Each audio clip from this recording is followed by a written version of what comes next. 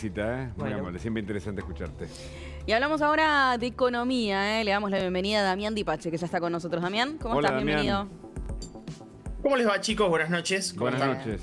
Mucho para charlar, ¿eh? Sí, en el esta... presidente habló de tasas, ¿no? Sí. En la Bolsa de Comercio de Rosario. Dijo ¿Por que qué era arrancó el por ese tema? que más que más debate estaba generando. Sí. Muchos esperaban que hablara de, obviamente, de todo esto que estamos debatiendo ahora, pero no, él dijo, el tema que más se está debatiendo La es volatilidad el de de la las tasas de volatilidad de interés. las tasas. Sí, ¿por qué? Bueno, en principio porque... lo escuchamos. ¿Nos escuchás? No. Te escuchamos a vos, ¿eh? Pensé que estaban poniendo un audio. No. No, adelante.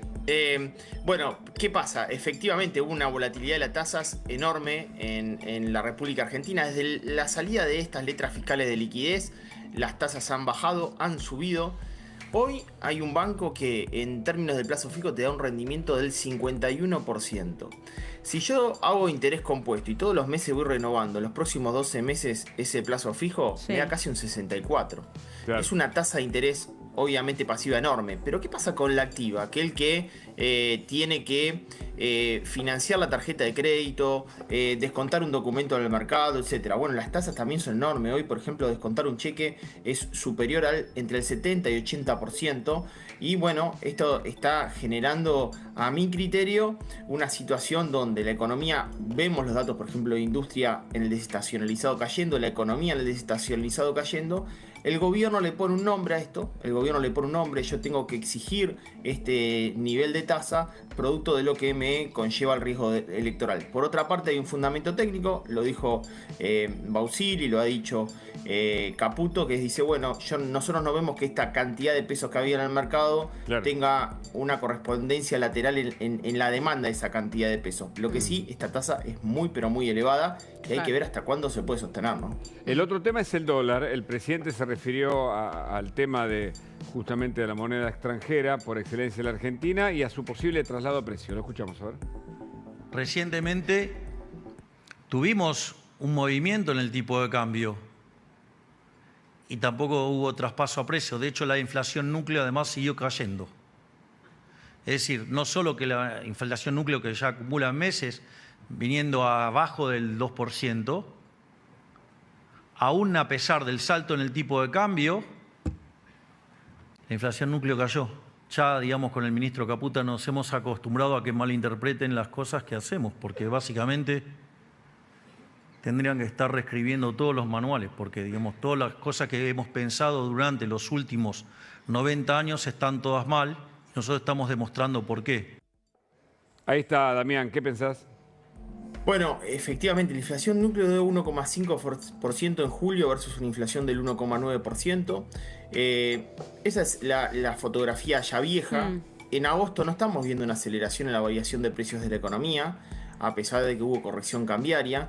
Creo que contribuyen tres escenarios en forma simultánea a este escenario. Obviamente, una situación donde el gobierno apuntaló las cuentas fiscales, no hay un excedente de pesos en el mercado, los precios no varían.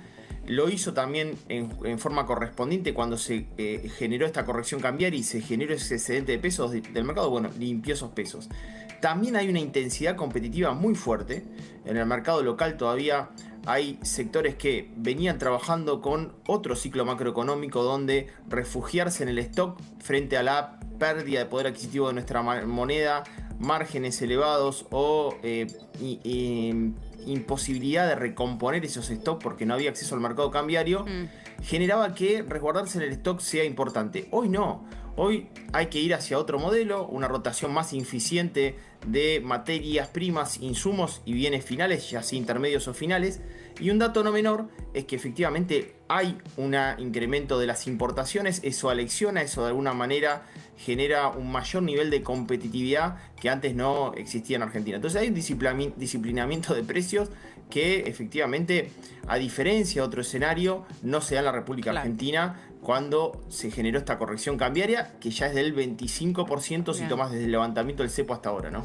Ahora, recién charlábamos, ¿no?, sobre este asunto vinculado a las tasas, ¿no? Un crecimiento, vos lo explicabas recién muy bien. Escuchemos lo que decía Javier Milei al respecto, ¿no? Se pronunció al respecto y decía lo siguiente.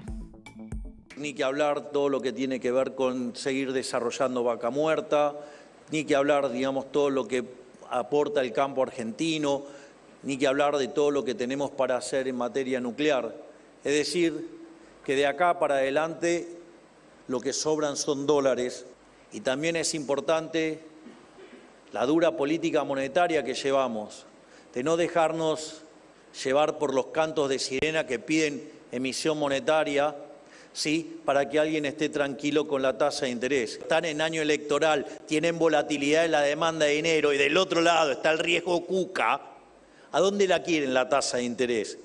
Así que menos llanto por la volatilidad de la tasa, que bastante, digamos, que estamos, digamos, llevando sin sobresaltos toda la economía a pesar de los cucas. Menos llanto, dice, por la volatilidad de la tasa, y dice, de un lado está esto, del otro el famoso riesgo cuca. ¿Por qué dice esto? ¿Cómo nos lo explicás en términos económicos para que la gente lo entienda del otro lado? Me vine al pelo. Esta semana pasada, fui a dar una conferencia a Neuquén. Justamente estuve con aquellos que están vinculadas, sobre todo pymes y empresas vinculadas a lo que es la perforación y explotación de vaca muerta. Sí. Cuello de botella, chicos. Hay un cuello de botella. Hoy necesitas mayor nivel de infraestructura, hoy necesitas mayor nivel de crecimiento de transporte, de caño para efectivamente transportar el gas. Efectivamente, este riesgo país hace que acceder al mercado internacional tenga un alto nivel de tasa para efectivamente que avance la inversión privada. Desde el punto de vista de el avance de la inversión privada a nivel país, también todos están, espero, me siento y quiero saber el resultado de octubre. Cuando uno ve el ánimo del empresario dice, che, no quiero ver con el espejo retrovisor, quiero ver con el parabrisas hacia adelante. Con el parabrisas hacia adelante me prometen reforma, con parabrisas hacia atrás ya tengo la experiencia de lo que me ha pasado en materia de control de precios, cantidades, etc. Hay dos escenarios macroeconómicos diferentes y creo que esto también genera incertidumbre en el actual contexto electoral para la decisión económica de cualquier agente económico. Esto está pasando en Argentina. Bueno, la tasa no es menor, la tasa efectivamente hace que no se disparen esas variables macroeconómicas en relación al resultado de estos dos escenarios que están en juego. Hay dos escenarios macroeconómicos en juego. No se olviden que veníamos de déficit fiscal elevado, sí, claro, financiado con emisión monetaria, exceso de liquidez en el mercado. Sí. Ahora estamos reducción del déficit, política monetaria más contractiva y absorción de esos pesos excedentes. Y no es solamente este gobierno, chicos. Todos los gobiernos en contexto eleccionario, desgraciadamente en Argentina, han subido la tasa de interés. Claro. Sí, porque es un contexto más inestable en general. Claro. El presidente totalmente, hablando... y siempre el billete genera mayor resguardo y cobertura. No, yo siempre lo digo en forma metafórica. Cuando vienen las elecciones, y más en este caso, Franklin es más socio de los argentinos que Alberdi. Sí, y vuelan los carpetazos, okay, todo lo que ya sabemos. Ahora, el presidente habló de política y lo dijo de este modo. Mirá.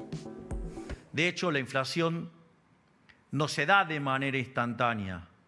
Por algo le gusta tanto a los políticos. ¿Por qué? Porque ustedes inyectan el dinero hoy y el impacto aparece dentro de 18 a 24 meses. Entre 1 año y medio y 2. Entonces, por eso les resulta tan divertido votar cualquier tipo de estupideces para aumentar el gasto público y generar déficit fiscal, si total después lo paga otro salame de acá a 2 años. Ahí está, esta es la idea, ¿no? De dónde venimos, ¿no? La idea de darle la maquinita, la resaca, la pobreza, todo lo que ya conocimos, Damián. ¿Qué pasa? Durante mucho tiempo, los agentes económicos actuaban de acuerdo a una inflación esperada alta. Esto es lo que se llama inflación inercial. Subo por si las dudas. No sé cuánto va a estar, pero sí, yo sé que siempre va a estar arriba. Ahora, ¿qué pasa? Cambia ese comportamiento por parte del mercado y las expectativas son más moderadas. El gobierno logra romper esa inercia inflacionaria, por eso también en la conducta del mercado. Claro. ¿Qué pasa? Sí, y hay que decirlo, hay un riesgo de sincronización entre el nivel de tasa e inflación futura. Piensen lo siguiente. Yo soy una pyme, me tengo que financiar al 70-80% de tasa. ¿Y cuál es esa inflación esperada para los próximos 12 meses? Al orden del 20%. Por lo cual hay una situación de desincronización entre la tasa que estoy convalidando y la variación de precios futuro en mi economía. Probablemente los precios o los márgenes que esté manejando sean muy diferenciales del nivel de tasa de pago. ¿Es un costo a pagar en la economía? Probablemente. ¿Lo hemos pagado en otro contexto? Probablemente. De hecho, en otro contexto lo que pasaba era, se subía la tasa y además se pagaba efectivamente el costo de la elección, que efectivamente generaba una disparada de los precios en la economía, ¿no? Es un gran ensayo de laboratorio con el cual se va a la elección. Cito a Pablo Wende porque me gustó el titular. Vamos del plan platita al plan aspiradora. Claro, claro. A ver, Sí, el claro, péndulo el plan va hacia el platita, otro el plan lado, ¿no? aspiradora. Justamente contrario, bien contrario. ¿Y qué podemos decir de la inflación, ya que es un tema sensible? Bueno, y ahora nos metemos en la venta en los supermercados, sí. La variación de precios en la economía probablemente no supere el 2%. Agosto no ha sido un mes después de la corrección cambiaria, un mes donde los precios de la economía han subido. Promedio de las consultoras lo ven entre el 1,7 y 1,9%. A algunas consultoras les puede llegar a dar menos, pero no vemos una gran convulsión al mercado el mes posterior. Al contrario, sí, primera semana de agosto fue una semana muy difícil. Después de la corrección cambiaria vimos una alza de precios significativa y después fueron desacelerándose semana a semana con también la baja del tipo de cambio, ¿no? Hubo una corrección a la baja del tipo de cambio y eso también calmó el mercado. Claro. Vemos el tema de las ventas de los supermercados. Vos tenés un posteo siempre indicativo con cuadros. Dato INDEC, las ventas en supermercados crecieron 0,8% interanual en junio de 2025 y 0,2% respecto del mes previo. Ahí pones el cuadro, ¿no? ¿También? ¿Qué significa esto? Dos datos interesantes de lo que muestra el INDEC. Primero, las ventas en supermercados siguen creciendo, crecen en forma interanual y en forma desestacionalizada, es decir, frente al mes anterior. Dato interesante es que cómo se están dando las operaciones de los medios de pago en el supermercado. El 45,7% está haciendo con tarjeta de crédito un pago, no tiene costo. Me tomo un pequeño oxígeno también en el supermercado. 27,2% de las operaciones se dan con tarjeta de débito. En otro contexto económico había mucho uso del efectivo, la gente le escapaba al hornero, iba y cambiaba por paquete de yerba, eso no se está dando en Argentina. Dato del INDEC y rompemos una situación importante de alguna situación. ¿Cuánto se vende por comercio online, canal online en supermercado? Les juego a todos los televidentes una apuesta que no van a acertar este dato. No lo van a acertar. Pónganse a jugar en su casa como si este fuese un concurso de preguntas y respuestas. ¿Saben cuánto es, Agus y Hugo? ¿Cuánto imagínense que de total de las ventas de supermercado pasan con comercio electrónico? Alimento, bebida, artículo de limpieza y cuidado personal. ¿Cuánto? ¿Cuánto piensan ustedes? No sé. Difícil. El total pasa por comercio electrónico. Del total, ¿cuánto pasa por comercio electrónico? Les voy a decir, el se van a 60. sorprender. Más de la mitad para mí seguro. Bueno, absolutamente muy distante de las cifras. Solamente el 3% pasa por Mirá, comercio. yo juré, pero lo contrario. Sí, yo pensé... Y pará, este es un dato del INDEC, ¿eh? No, está bien. Este dato del claro. INDEC. Sí. Es No descremo venta del en dato, descremo de nuestra mala percepción. Claro, digamos. exacto. ¿Por qué? Porque ahí hay una situación, para bienes durables eso se da. Estoy hablando de electrodoméstico, informática. Para esos bienes sí hay un crecimiento importante y probablemente sea más, la mitad y más de la mitad. Pero no pasa eso en consumo masivo. ¿Y por qué? Solamente el 3% se da por canal online. Adelanto dato. ¿Qué pasó esto es dato de junio que publicó el INDEC. ¿Qué pasó en el mes de julio? Bueno, en el mes de julio las ventas minoristas en supermercado nos crecen 3,4%, también crecen en interanual, no fue un mes malo a pesar de la corrección cambiaria. Esto me parece tiene que ver mucho con, va creciendo el consumo masivo en el desestacionalizado. Recuerden que el año pasado fue un primer semestre muy pero muy malo.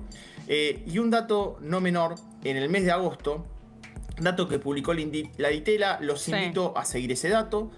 Cae el índice de confianza al consumidor también en el mes de agosto. 13,9%, veámoslo con lupa. Efectivamente cayó el índice de confianza al consumidor. Situación presente y expectativas futuras cayó en el mes de agosto. Yo creo que hay que leer ese dato porque muestra una sensibilidad en la calle diferente de lo que teníamos en los meses previos, ¿no? Otro tema del que se discutió mucho en la semana a raíz de lo que se debatía en el Congreso es, una vez más, el tema jubilaciones. Hay un análisis interesante que vos hacés, Dami, que tiene que ver con cuánto perdió la jubilación en términos reales si nos posicionamos en este caso en 1995 a 2025. Jubilados sin moratoria, ¿y hoy qué pasa? Bueno, igual menos hoy que hace 30 años atrás. Después, provinciales estatales triplicaron privilegios. Jubilados con moratoria de 0 a 4,4 millones de jubilados. En el caso de invalidez, las pensiones por invalidez, que ahora también están en el ojo de la tormenta, de 30.000 a 1.600.000. En la Argentina pasó de La Paz a la excombatiente del Curro. Esto está destruido, amigos, dice Damián Dipache, y ahí tenés este análisis, ¿no?, que habla de cómo crecieron los beneficios previsionales desde el año 95 hasta el día de hoy. ¿Qué pasa? ¿Cómo lo leemos esto? ¿Cuánto debiera ser la jubilación real si esto cambiaba? ¿Qué nos puedes explicar?